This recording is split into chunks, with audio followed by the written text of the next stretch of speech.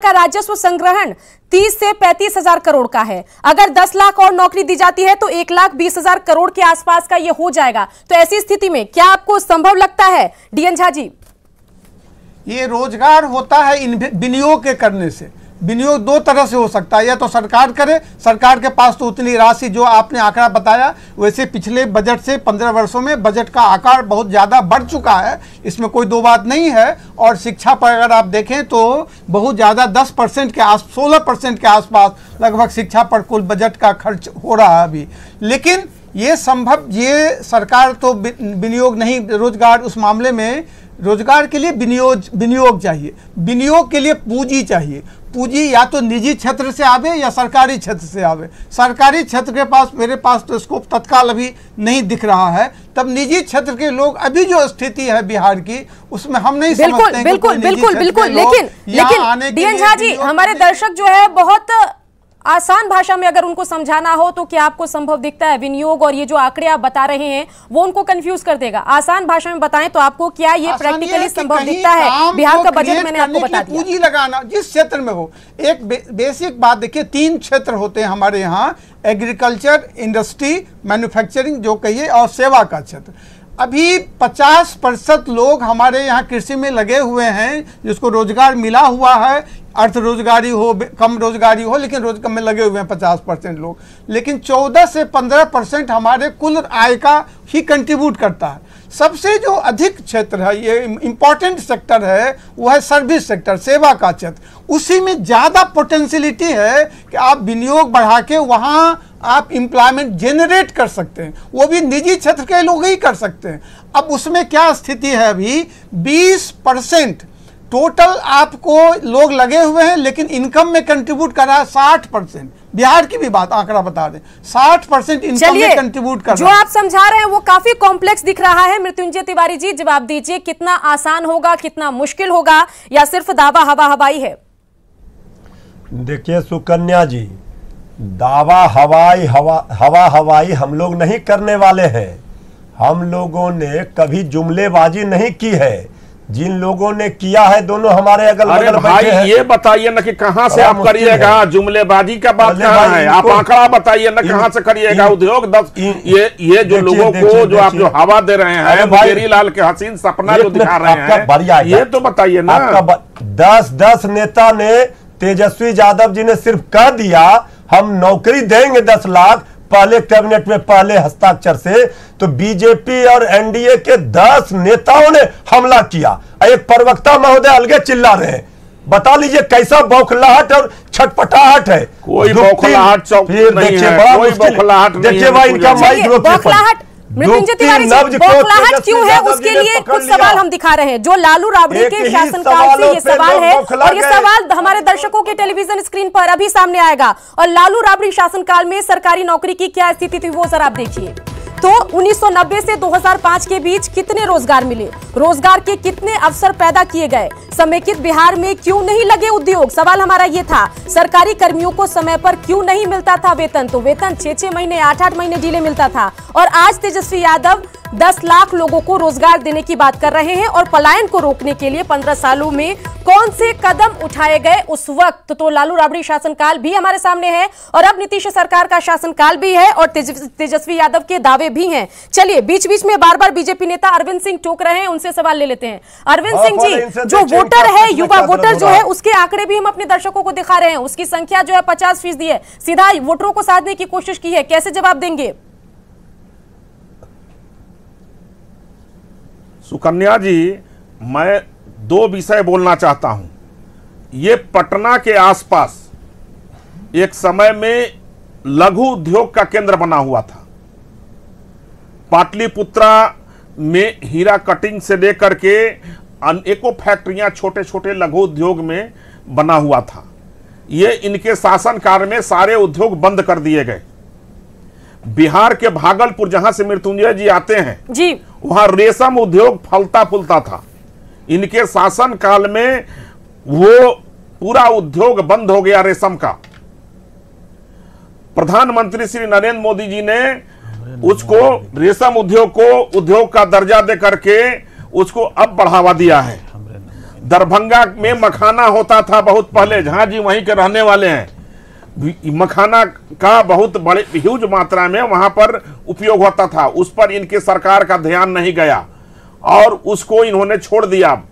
नरेंद्र मोदी जी के सरकार ने, एनडीए सरकार ने मखाना को आज उद्योग का दर्जा दिया है।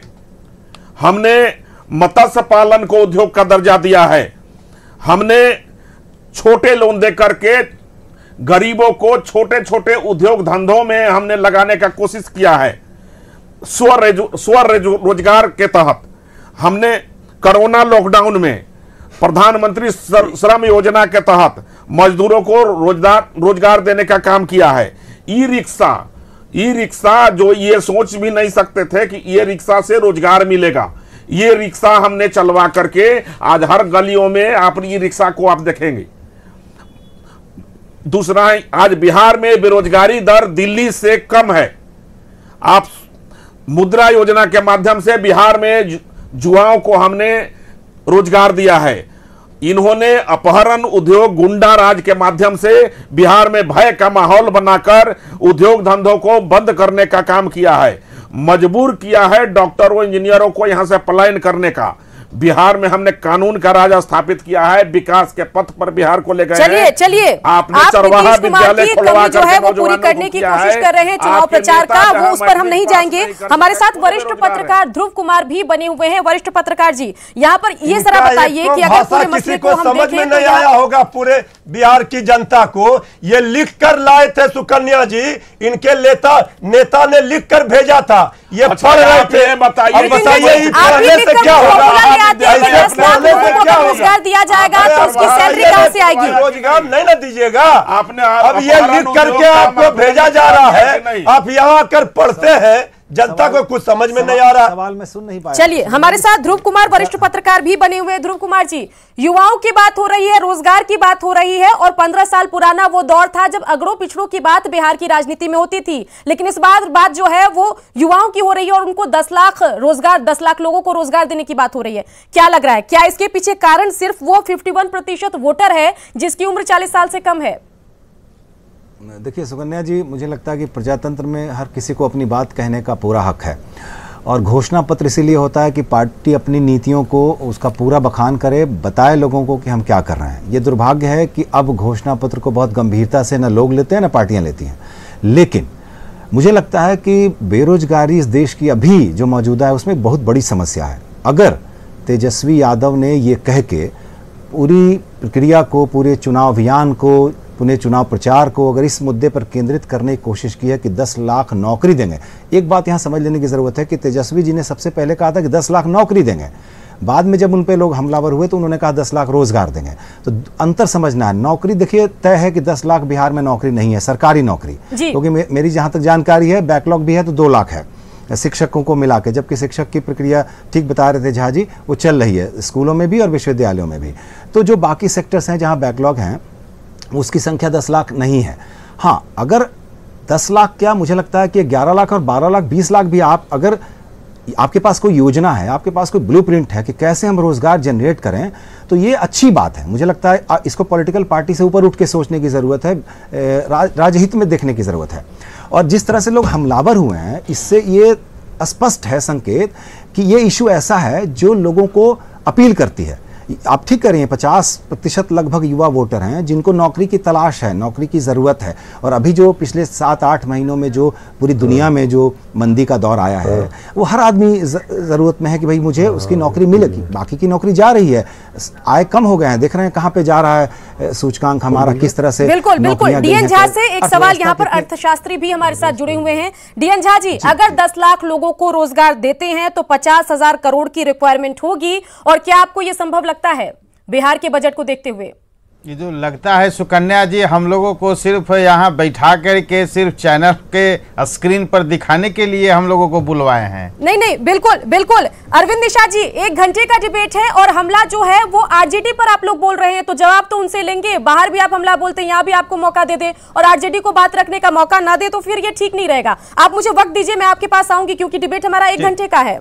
धन्यवाद। जी, डीएन झा जी बताइए, क्या कुछ लग रहा है, संभव लग रहा है बिहार के बजट को देखकर? मैंने आपसे कहा था कि 10 लाख, जैसा आपने आंकड़ा बताया कि 10 लाख जॉब को क्रिएट करने के लिए दो तरह की बात हमने पहले भी बताई। एक जो क्रिएटेड है पहले से है, जैसा ध्रुव जी ने बताया कि वो 2 लाख के आसपास ऐसा बैकलॉग होगा, तब 8 लाख काम मान लीजिए क्रिएट करना है। तो 8 लाख काम को क्रिएट करने के लिए मान लीजिए 50 लाख करोड़ नहीं भी हो, 40 लाख ही हो, 45 लाख जो आंकड़ा आता हो, इतने एक वर्ष में जो पहले का रेवेन्यू बजट है, मेरा टोटल रेवेन्यू बजट है, उसको पूरा करने के बाद एक बेसिक बात को अभी तत्काल समझने की जरूरत है। जो हमारा राज्य का स्रोत होता था इनकम का, जो जीएसटी से 16 में शुरू लागू हुआ जीएसटी, इसका अंतिम वर्ष होगा 21, उसमें जो कमियां रह जाती थी कलेक्शन में, वो भारत सरकार उसको पूरा करती थी। उसका भी बकाया है जो कि नहीं दे पा रही है सरकार, भारत सरकार भी नहीं दे पा रही जी। 21 के बाद उसको दे भारत सरकार को नहीं है, वो नहीं दे पाएगी जो कमियां आएगी जीएसटी में। अब फिर नया स्रोत आप कहां से निकालेंगे आय का, ये पहले आपको देखना होगा, अध्ययन का विषय होगा, क्योंकि एक बहुत बड़ी समस्या आने वाली है। 21 में जीएसटी का अंतिम वर्ष है, उसके बाद आपको जो कमी स्टेट का रेवेन्यू का हो जाएगा जीएसटी के कारण कलेक्शन में, वो आपको नहीं दे पाएगी, भारत सरकार नहीं देगी। एक तो अभी ही नहीं दे पा रही है, इसलिए इन सारी बातों को देखने के बाद हम कह सकते हैं कि ये इतने बड़ी राशि तत्काल अभी ये बहुत अच्छी बात होगी। जैसा और ध्रुव जी ने कहा और लोगों ने कहा कि ये रोजगार एक ऐसी समस्या है जो किसी को भी आकर्षित कर सकता है, नौजवानों को रोजगार आवश्यकता भी है, और बिल्कुल जब युवाओं का जो मत प्रतिशत है वो 50% के आसपास हो, युवाओं की हमारे बिहार की जनसंख्या में भागीदारी अगर 50% के पास हो, तो फिर तय हो जाता है कि तमाम पार्टी युवाओं को साधने की कोशिश करेगी। यहाँ रुकेंगे छोटे से ब्रेक के लिए, और ब्रेक के बाद आते ही सबसे पहले सवाल लेंगे जेडीयू नेता अरविंद निषाद जी से। बने रहिए, जल्द लौटते हैं। 10 लाख रोजगार लोगों को, बेरोजगार नौजवान भाइयों को हम लोग स्थायी नौकरी, सरकारी नौकरी दिया जाएगा। अगर आपका बेटा को मौका मिलेगा, भाई को मौका मिलेगा, तो फीस माफ कर देगा। परीक्षा केंद्र में जाने का भाड़ा भी हम ही दे देंगे। आप उतने लोगों को नौकरी दोगे तो बाकी को कहा नहीं दोगे? सबको दे दो। आप पैसा कहां से लाओगे? जिसके चलते अंदर गए उसी पैसा से होगा। कोई भी आदमी सरकारी नौकरी सभी लोगों को नहीं दे सकता है। उनको यही नहीं पता है कि अगर 10 लाख लोगों को बहाल करेंगे तो बिहार का बजट कम से कम 40-50 हजार करोड़ बढ़ जाएगा।